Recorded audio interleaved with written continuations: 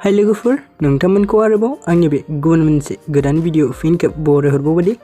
सो नोंथांमोननिसिम आसा खालामो भिडिअखौ स्टार्टिंनिफ्राय जोबजासिम नायलांगोन होननानै एक्चुअली नोंथांमोना मिन्थिखाबाय जानांगौ टाइटेल एबा थाम्बनेलाव नायनानै दिनै आं मानि सायाव आपडेट लानानै फैदों सो नोंथांमोन भिडिअफोरा गोरोन्थिफोर जालांब्ला नोंथांमोननिसिम गिबियावनो निमाहा बिग्रायनाय जायो दे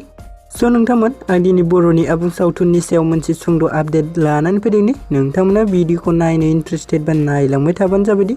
एक्चुअली नोंथांमोन बे बर'नि आबुं सावथुननि टाइटेलानो जाहैबाय थैनि गाब दे लोगोफोर सो लोगोफोर बे आबुं बर' सावथुनखौ एसबी भिडिअ चेनेलाव पार्ट बाय पार्ट आपल'ड खालामदों दे लोगोफोर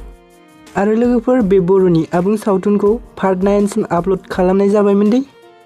नाथाय बेनिनो पार्ट 9 खौ माबा मोनसे टेक्निकल इशू जानायनि थाखाय बिथांमोना इउट्युबनिफ्राय रिमुभ खालामफिननाय जाबाय दि बिथांमोननि भिडिअआव जों एसे समनि गेजेरावनो गोबां भिउसनि बिबांखौबो जों नुनो मोनबायमोन दे लोगोफोर सो नोंथांमोना थैनि गाब पार्ट 9 भिडिअखौ गोबाङानो नायनो एक्साइटेड जाना दं जानो हागौ दे लोगोफोर सो नोंथांमोना दा बे भिडिअखौ इउट्युबाव सार्च खालामनानै नागिरबाबो मोननाय नङा दे सो बेनिखायनो नोंथांमोना माखासे फैनो गोनां पार्टखौ नायबावनो थाखाय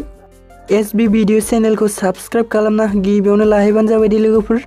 मानोना बे थैनि गाब आबुं बर' सावथुनखौ एसबी भिडिअ चेनेलाव आपल'ड खालामनाय जादों दे लोगोफोर सो नोंथांमोना जुदि आंनि भिडिअखौ नायनानै मोजां मोनबाय अब्ला भिडिअखौ नायनानै मोजां मोनबायबा चेनेलखौ साबस्क्राइब आरो भिडिअखौ लाइक खालामना होलांबानो जाबाय दे लोगोफोर जाहाथे आं गोबां बिदिनो बर'नि फैनो गोनां आबुं सावथुन आरो एलबामफोरनि बागै भिडिअ खालामबाय थानो खाबु मोनो दे लोगोफोर